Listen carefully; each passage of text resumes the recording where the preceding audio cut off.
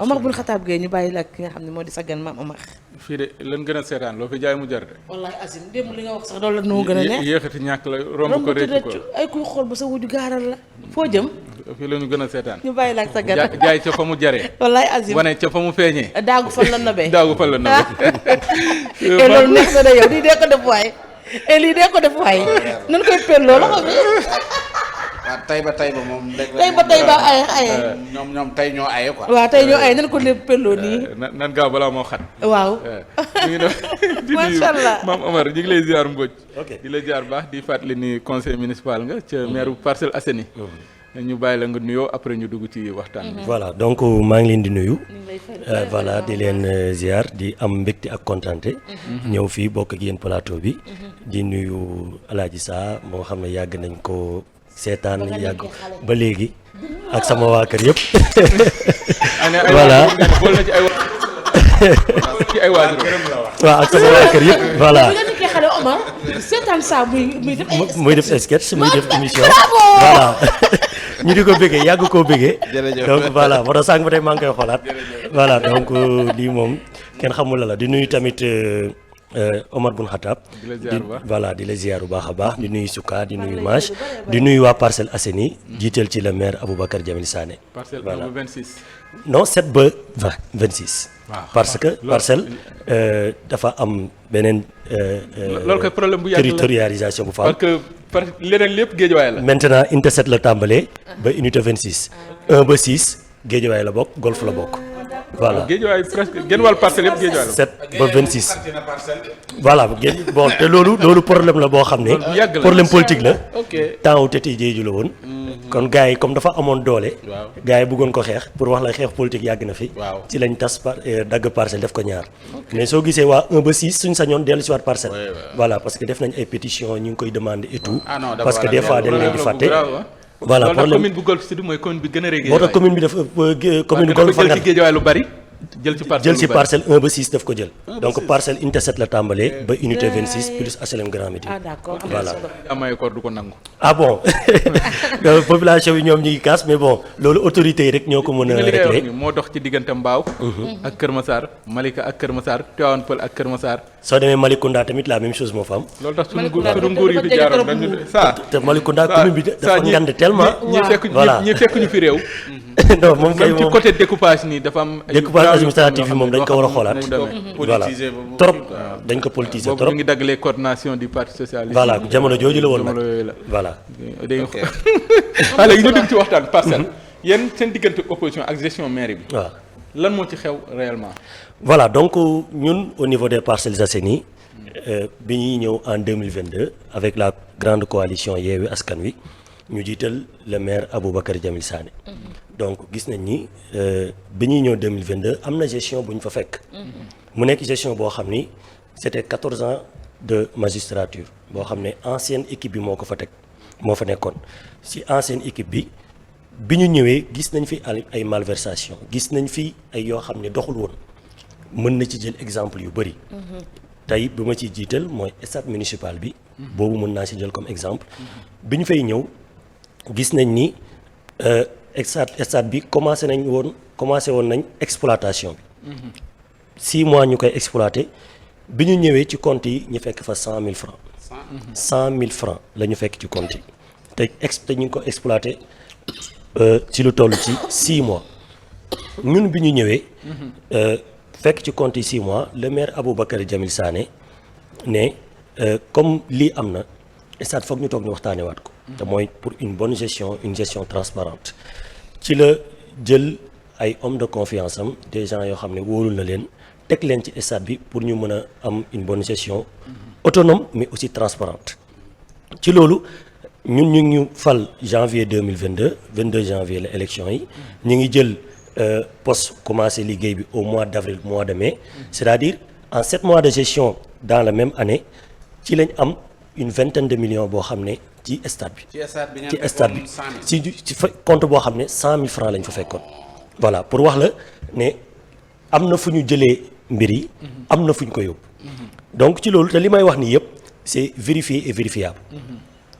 ci loolu ci stade bi ba tey ñu def loolu tey nga gis ni stade bi tey mi ngi joué ci 3 aspects damay mën nga ko tey tënk ci 3 aspects mais aspect partenariat aspect sociaux ak aspect financier aspect financier bi mooy li ma wax sànq c'est-à-dire. fekk na mi ngi def recette. mi ngi def recette bu baax. waaw mi ngi def recette boo xam ne fekk ñu ko foon mais tey bi ñu ñëwee ñun indi nañ ko avec une équipe intelligente jël nañ ko jëlee ko fenn yóbbu ko ci à hauteur de 20 de millions.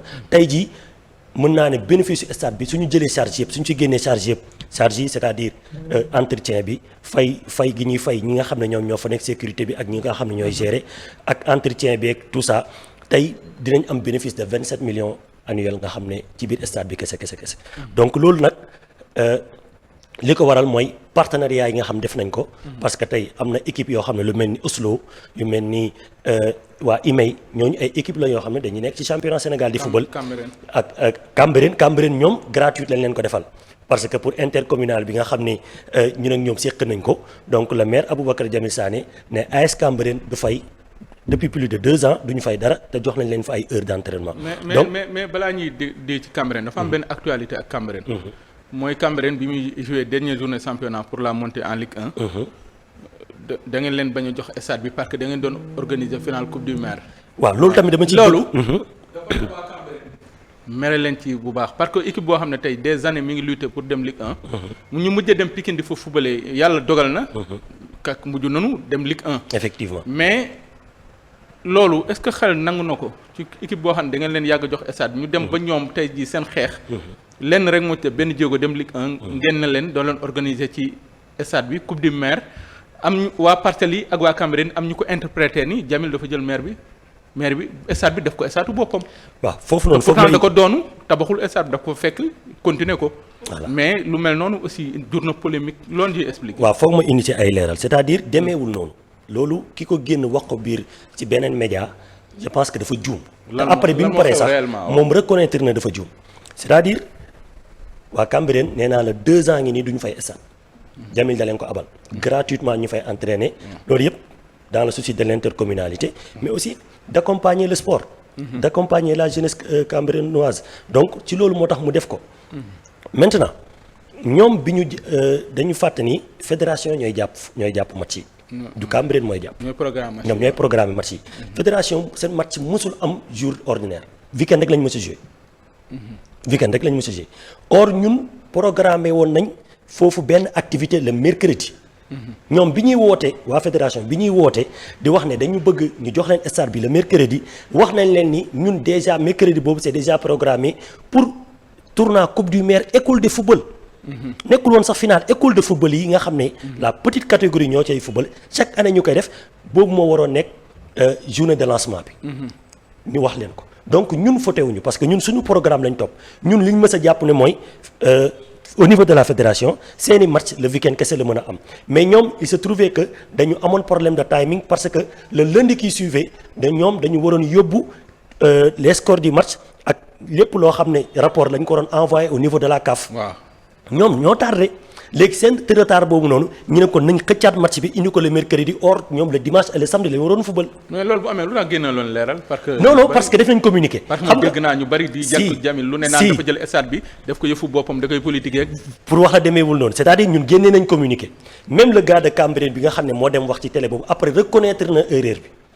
ba kii di jéggaloog tout ça mais fekk na li waroon dem na ba pare mais ñoom ñoo juum après bi ñu toogee ba expliquer yenn ci waa parcelles yi waxuma nag manipulateurs yi mais ñi nga xam ne comprendre nañ ni affaire yi demee parce que fédération ñoom seen programmation match nekkul luy am comme yeneen championnat yi xam nga su dee yeneen championnat yi tey yow su dee championnat France xam nga dernier journée bi xam nga kañ lay am. calendrier bi yow xam nga ko mais ñoom dañuy jouer match ba pare lan la ni mar ñu wooteel. foofu mën nañ am weekend nga leen waaw ñu soog a programme fekk jàppoon ngeen ko. fekk ñun ñoom programmé wuñu weekend mais ñu ko programmé jour ordinaire te ñun loolu lañ doon bañ. te joxe woon ngeen ko jour boobu ba. jour ordinaire fekk bu jour ordinaire école de football yi jëloon nañ pour def lancement coupe du maire.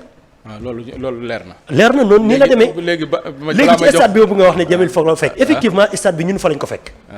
c'est-à-dire l'ancienne équipe municipale moom moo teg stade bi mais stade bi Moussa Sy mais bi mu tegee stade bi ñun dafa am fu ñu ko fekk am fu ñu ko yóbbu moom laa la wax sànq ci compte yi nga xam ne 100 000 francs lañ fa fekk te exploité nañ ko 6 mois mais aussi tamit fekk nañ fa tamit benn rapport boo xam ne la protection civile moo ko fa def wax ci stade bi ni manque de sécurité bi fa am ci côté tribune yi ak yeneen côté mais ñun bi ñu ñëwee lan lañ def sànq moo tax ma lay wax ci côté partenariat yi nga xam dañ koy def ci 3 aspects aspect partenariat aspect financier aspect sociaux aspect partenariat Oslo boobu ñi nga xam ne mooy suñu partenaire moo mën a tax tey ci magistère Jamil Sané ñu mën a homologuer stade bi stade bi lu tax ñu mën fa jouer championnat lu tax Cambérène tey di fa recevoir lu tax Oslo di fa recevoir c'est parce que ñun ñoo jël stade bi defar ko ba mu mucc ay ba fédération ñëw ne gis ne stade bi kat war nañ fi mën a jouer match championnat.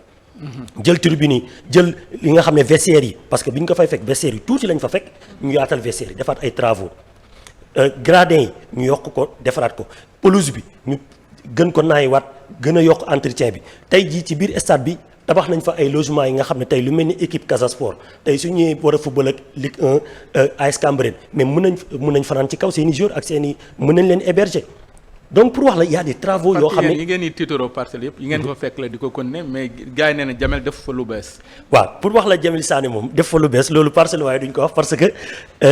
parce que opposition bu nekk foofu dafa mel ne jël bi ngeen jël maire bi neexul leen. waaw loolu may nu leen dara loolu dëgg la. bul fàtte ni rek da ngeen fa am ngonk lu dëgër. waaw c'est-à-dire nekkul ni jë au-delà que jël bi ñu jël mairie bi métti na leen parce que loolu c'est très normal mais aussi tamit projet yi ni mu commencé jug parce que actuellement tey soo demee Parcelles toutes les Parcelles Assainies sont en chantier tey soo demee promenade des Parcelles waa nga xam ni dafa nekkoon benn projet boo xam ne dañ ko jaay waa Parcelles parce que man mii di wax ak yow maa yoroon communication maire bi lors de la campagne électorale dañ dem ci waa Parcelles wax leen ni tey jaay leen ay projet ne leen su ngeen ñu joxee mairie bi dinañ taxawal li ñuy wax promenade des Parcelles waa promenade des Parcelles waa mooy lan mooy lépp loo xam ne dafa jógee angle Mame Abdou ba jëm hôpital Norat dinañ ko def defin boo xam ne bu mucc ayib lépp luy décalement dinañ ko toj lépp loo xam ne dafa nekkoon occupation anarchique dinañ ko fa jëlee def ko ba mucc ayib defar tali bi def ko pavage tey soo demee Parcelles chantier yi tàmbali na nii may wax ak yow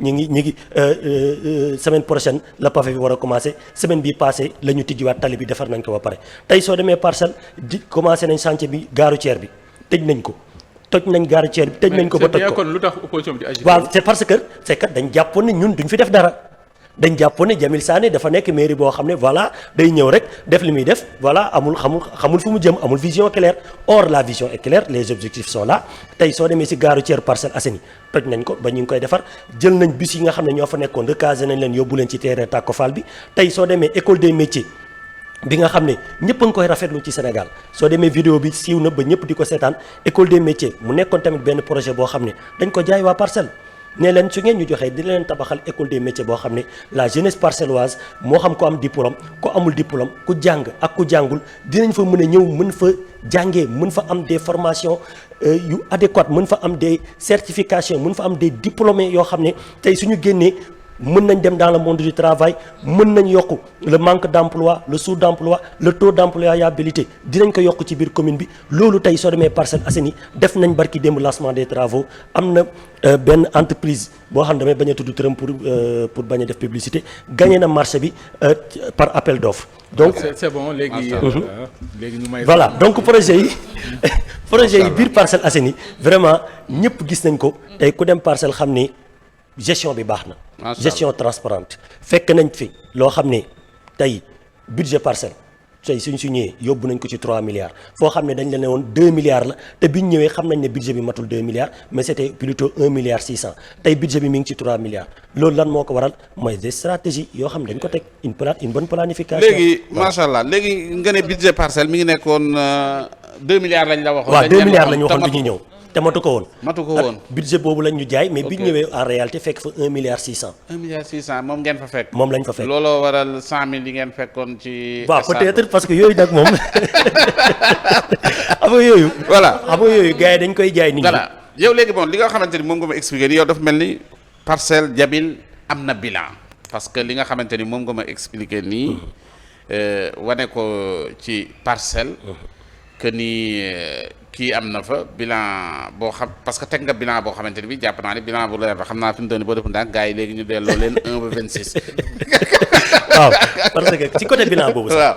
waaw bëgg naa ci ñëw c'est-à-dire bilan bi aywa. bilan de mi-parcours. parce que ñun chaque année dañuy def bilan annuel wax lan lañ def lan lañ deful.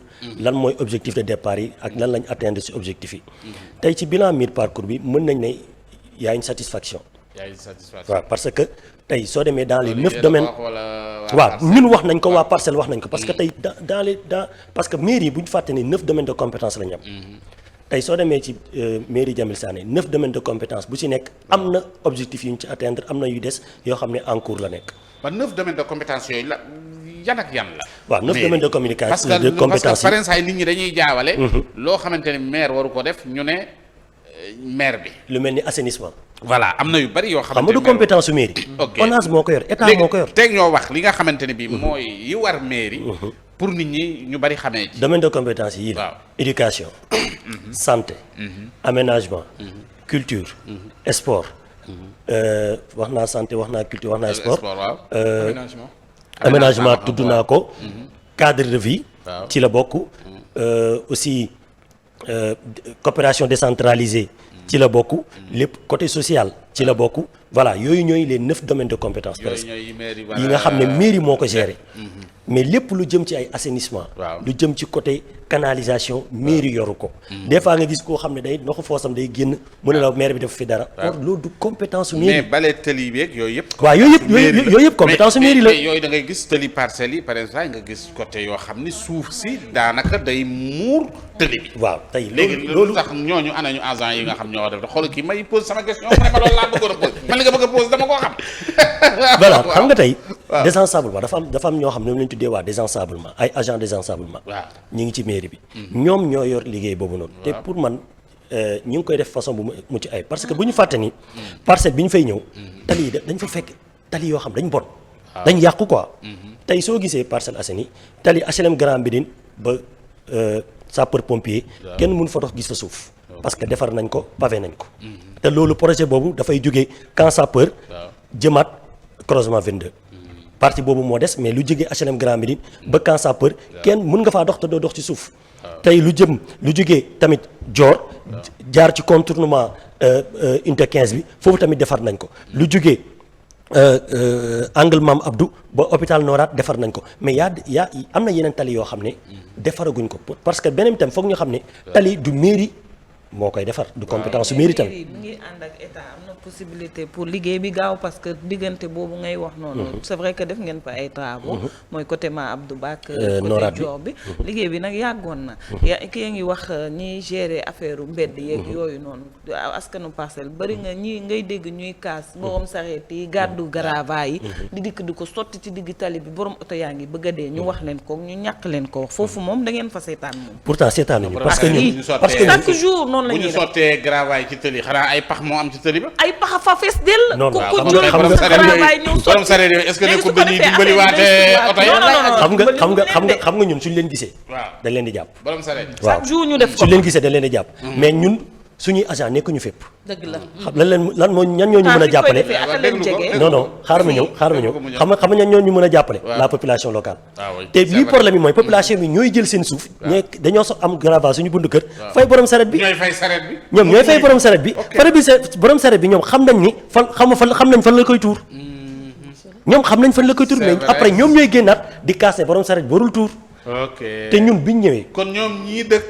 ñoom ñooy fay sareet bi ne ko. c'est exactement ça te ñun biñ ñëwee. pour wax la seen buntu kër rek ñoom. waaw kay ne pour seen buntu kër fu mu feneen fu mu dem baax mais pour wax la xaaral mange may maam lu ma réglé may ma ñëw c'est-à-dire ñun biñ ñëwee dafa am taxe lu ñuy tuddee taxe sur les véhicules hippomobiles mooy taxe yi nga xam moom la ñuy jël ci sareet yi ñun dañ ne duñ ko jël parce que ñun dañ gëm ne sareet warul daw ci biir ville. waaw jëlu leen ko kon. jëluñu ko tey jii biñ ñëwee li ñu def mooy dañ ne dañuy teg benn projet boo xam ne képp koo xam da nga yor saret dañ lay jox moto tricycle. waaw ñu remplacer ko. très bien. bañ ñëwee ñu ànd seeg la ville de Dakar. mu nekk un programme ambitieux ñoom ñu jël les Parcelles Assainies def ko la commune pilote. pour def programme boobu noonu. mais il s'est trouvé que ñu dem ba ci biir xam nga rek côté politique. parce que loolu li ma lay wax nii c'était presque en 2022 bi ñuy soog a ñëw 2023. côté politique tax projet bi antuwul. ok. parce que après ci lañ toog Jamil ñu tëj ko kaso tout ça parce que boobu li fi nekkoon la. duñ nangu nga am yenn réussite yi. c'est vrai mais tey ñun charretier yi. problème la boo xam ni. non li ngeen wax noonu moom war ngeen alaaji cee loolu taxaw. duma ko weddi mais xamal lan moo garaaw ñoo yéenay fay si sareet mairie même buñ ko dee même bu dëkk askan wa buñ ko dee fay mais fa ñuy sotti gravaay matul fii sax diggante bi matul fii sax ak xaar yàlla bii te mairie baa ngi taxaw di seetaan fan la mooy terrain tàkko fan. ak mooy yoon bi jógee ci église bi pour continuer waaw dem terrain tàkko fan yéen foofu noonu yéen léegi xaar ma ñëw xam nga gravaay yi terrain tàkko fan lañ ko daan sotti. c'est-à-dire fi nga xam ne tey jii soo fa demee foofu la ñu recaser bus yi. fa la bus yi ne. bus bi xam nga ñi ngi defar gare routière bi. chantier gare routière bi tàmbali na. bus yi tey soo demee fi ñu leen recaser foofu lañ daan sotti gravaay. foofu soo demee foofu ba ñuy ñëw lañ fa fekkoon ay grava la ay ñoo xam dañuy jël lu bon di ko tux ak ay agression moo fa amoon lu ne moo fa amoon. tey soo fa demee bis yi ñoo fa nekk. tey soo fa demee. léegi yooyu jóge na fa. jóge na fa tey def nañ fa éclairage et tout ça. tey waxu man gëj naa gis. tey charretier bu taxaw ne day jël. waa léegi soo ko gisee. dañu après dañuy échanger contact. soo ko gisee rek yow nga woo ma. mais yéen maire yi. da ngeen am foo xam da ngeen paradoxal. mooy OVP yi. waaw. de occupation voie publique. da ngeen koy xeex te bu leen ci joxee taxe ngeen jël ko. waaw c'est-à-dire paradoxe boobu lu koy indi. xam nga lan moo koy indi c'est-à-dire mairie yi amuñu doole. mairie yi amuñu doole. non yéen a ngi bëgg non ñun soo gisee ñun li ñuy réussir am nii ngeen recette. parce que am ngeen recette fële. non c'est-à-dire mairie yi amuñu doole xam nga tax amuñu doole. mairie bu dul OVP la plupart duñ dund yenn mairie yi. parce que tey soo ñëwee ci fonds de concours ak fonds de dotation li ñu lay jox bëriwul. wala lu mel ni commune de Parcelles Assainies fonds de dotation fonds de concours ñi lay jox ay 87 millions ay 80 millions. ne la pour investissement. ci Macky sax daan na dikk mais bii moom dikkagul. te bii dikkagul bii arrêté bi rek a génn.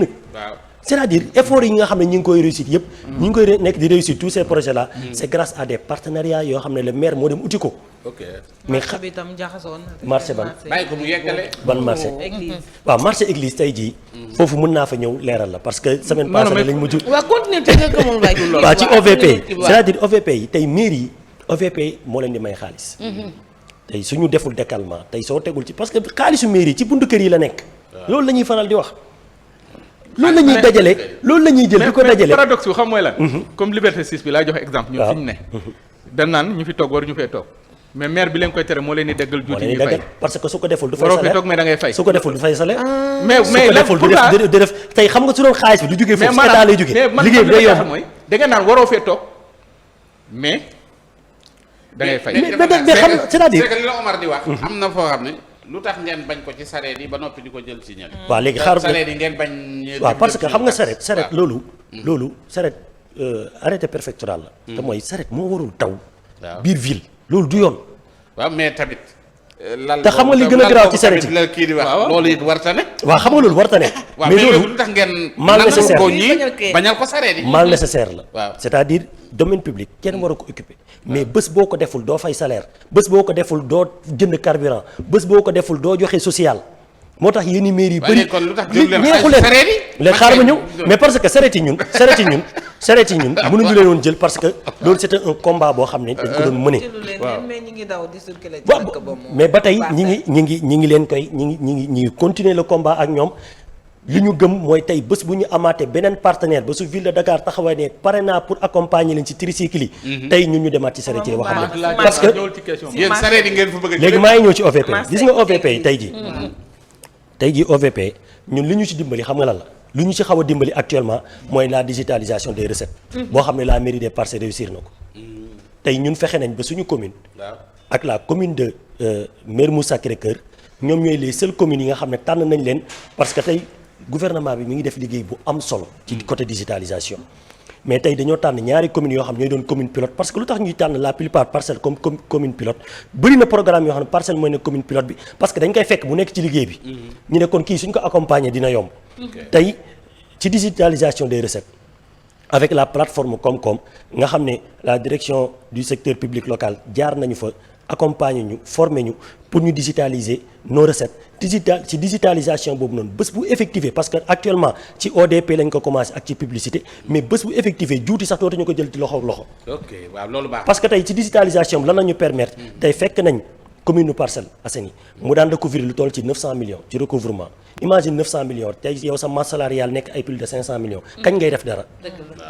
doo mën a def dara mais tey si digitalisation permettre tey ci taxe publicitaire yi dañ daan am 700 redevables yoo xam ne dañ leen daan recenser mais avec la digitalisation tey ñu ngi ci plus de 800 redevables tey ci côté ODP ci côté publicité ci côté ODP ñi ngi woon ci 1700 actuellement ñi ngi ci plus de 1800 redevables léegi maintenant ci marché église bi avec la Promogem et sa directrice rencontré nañ semaine bi passée les acteurs yi nga xam ne ñoo nekk ci marché église bi ñu leen rencontré ba tey li ma lay wax ni ay rencontre yu bëri la nag parce que tey réussite Aboubacar Jamil Sané leen la mooy la gestion participative tey lu bëri des fois da ngay gis parcelle dafa yéex c'est parce que dañ koy waxtaanee xam nga mënuñu ñëw rek ne marché bi dañ koy tëj parce que ay góor ñoo fay xëy ay papa ay yaay ñoo fay xëy di fa suturu di fa am dara mais tey marché église bi projet bi ñu leen tegal commerçant yi accepté nañ ko délégué yi accepté nañ ko te pourtant projet yooyu daan nañ leen ko tegal mais pourquoi daanuñu ko accepté mais parce que daanuñu leen boole ci waxtaan bi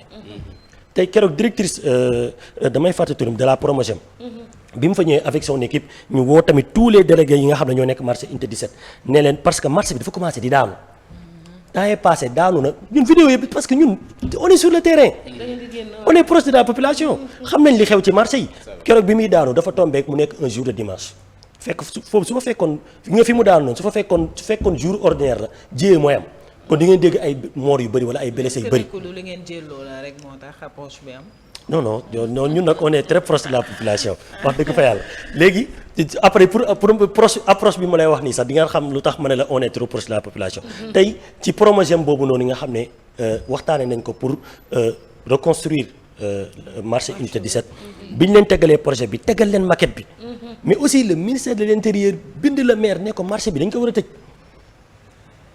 parce que foog ñu defaraat ko marché bi dafa yàgg. projet bi ñu leen tegal c'est un projet de R+3 R+4 pour ñu def ko marché bi day am parking ci suuf dafay am spécialement ay spécificité dans chaque niveau. niveau bi pour nugg la niveau bi pour jaay portable la beneen niveau bi pour lii la pour tailleur yi bu ne dañ ko defar ñoom bi ñu leen ko tegalee dañ ci kontaan. xam actuellement ban problème lañ am fu ñu leen di recaser. Parce que parcelle bëriwul ay terrain yu mag yoo xam ne te marché unité 17 dafa ngand te ñoom ñëpp koo ci génnee jël sa morom dugaloo sa morom mu ne affaire politique la danga maa xeex nangam sàngam te benn terrain lañ fa dese muy terrain unité 17 terrain unité 17 donc lañ fa dese pour foo xam ne mën nañ leen fa recaser mais foog ñu waxtaan ak waa population unité 17 waaw te ACAPES foofu dañ fa am benn projet boo xam ne dañ koy def terrain synthétique projet bi presque pare na depuis loolu parce que projet yi ma lay wax ni yëpp dañ ko conceptualiser élaborer ko planifier ko xam ñaata la ba pare dem ci ay partenaires proposer leen ko ñu ne pare nañ ñoom tamit pour dugal ci seen xaalis donc terrain ACAPES dinañ ko defar terrain boo xam ne bu mucc ayib de dernière génération nga xam ne incha allah su paree waa parcelle yëpp dinañ kontaan problème ak raxaskatu oto yi non raxaskatu oto yi moom loolu moom na sa xel dal parce que ñoom ñoo nekkoon promenade des Parcellois ñoo fa nekkoon tey actuellement promenade des Parcellois soo demee amatul décalement lépp la ñu toj te foofu tey ñaata lañ fa perte ci ay millions ñun dañ ko perte ay décalement sànq yaa ngi wax digitalisation foofu lay tëjee ak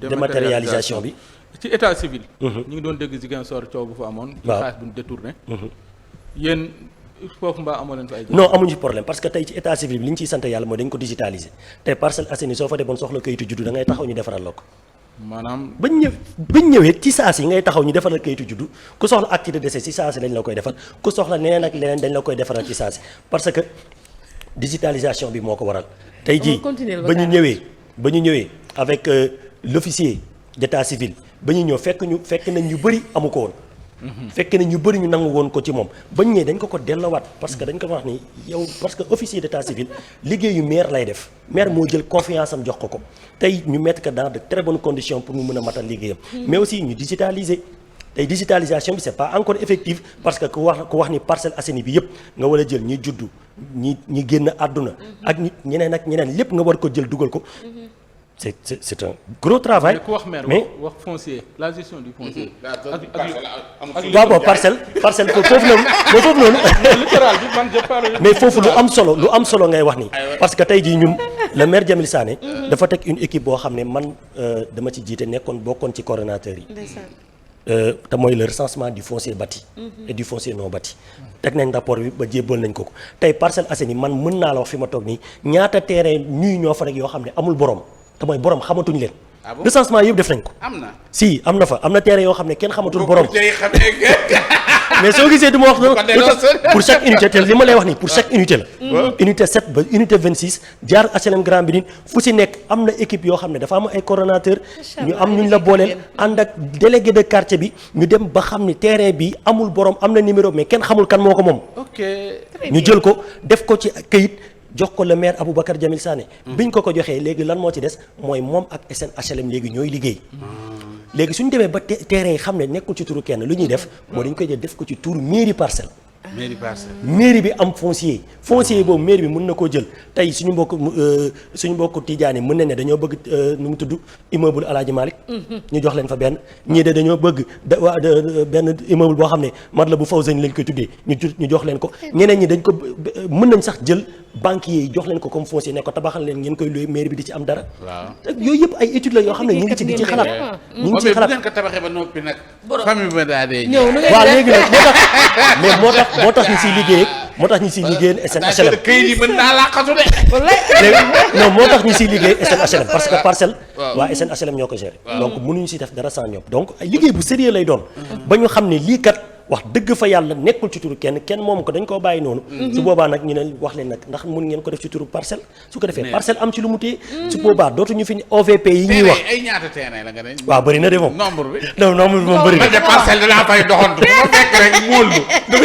damay ñëw rek móol tàmbali jàpp waaw yi ñu fa toj waaw ñun ñoo ko toj parce que xam nga toj bi tamit. bokk na commission boobu dama ko ci sama commission la bokk. waaw parce que kër yi lu tax ñu leen toj xam nga neexul ci xol. nit ki ñëw nga gis kër bi mu nekk en état de délabrement très avancé. mais problème bi mooy doo am foo ko dugal. préfet nga woo ko préfet ne la aw ma fu ma ko dugal.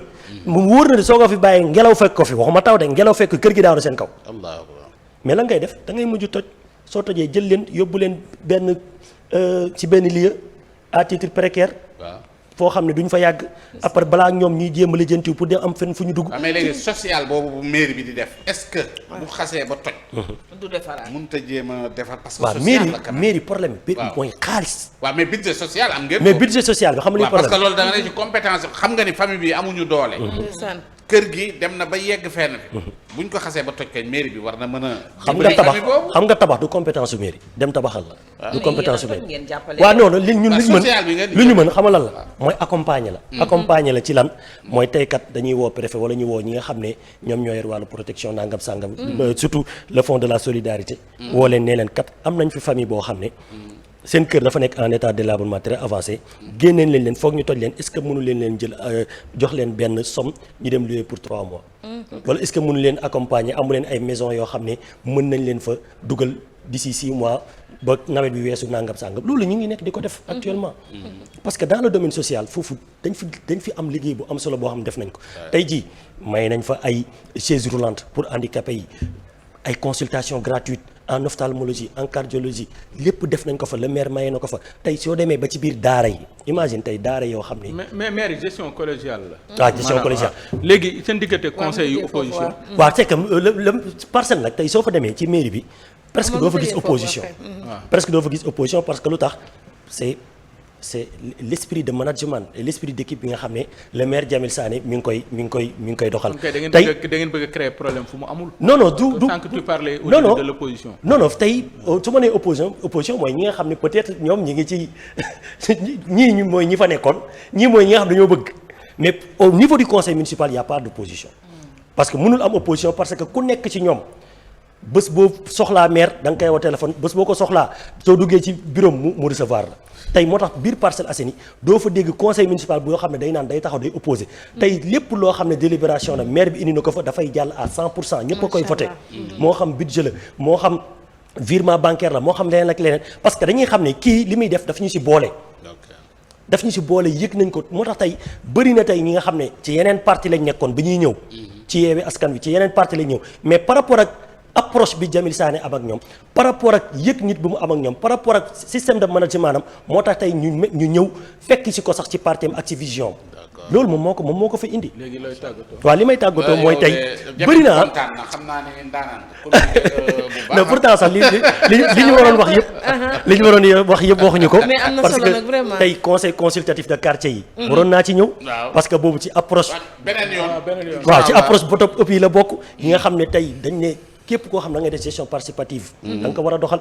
tey unité 20 ba unité 26 bu ne taxawal nañ fa conseil consultatif de quartier ñuy xalaatal quartier yi ni muy doxee côté environnement côté développement durable ak yenn côté donc li duuf si nag bi yëpp xajul ci cin bi voilà donc mais en tout cas ñi ngi leen di jaajëfal ci invitation bi di jaajëfal aussi le maire des Parcelles parce que vraiment mooy li ma wax sànq ñu bëri ànduñoo ak moom politiquement ànduñoo ak moom au début mais tey dem nañ ba rejoindre ko parce que comme yow ci ñooñ nga comme dem nañ ba rejoindre ko de par sa vision de par sa vision de par son management de par son ouverture d'esprit donc loolu moom du ma ci wax donc voilà merci damaa bëgg nga noppi moo tax ma dugg foofu moom xam naa doo xam naa loolu kon di la gërëm bu baax Cheikh Oumar Mbodj doon adjoint wala conseil municipal waaw conseil municipal ni jiite aussi commission habitat urbanisme kon di la gërëm bu baax nga nuyu ñu Jamil bu baax incha allah dégg naa ko yaru la waaw yaru bi moom foo dem moom la ñuy waxtaan ok jaajëf